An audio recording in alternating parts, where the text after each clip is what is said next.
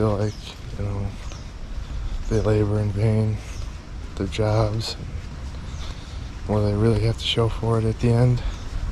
We all end up in the same place, the rich, the poor, you know, the just, the unjust.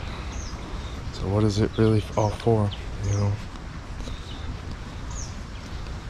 Kind of really makes you question some things, but it's all part of God's bigger plan.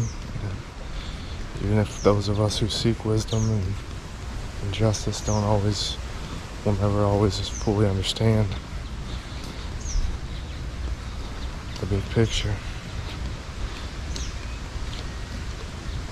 And the people before us and the people after us will all have the same questions.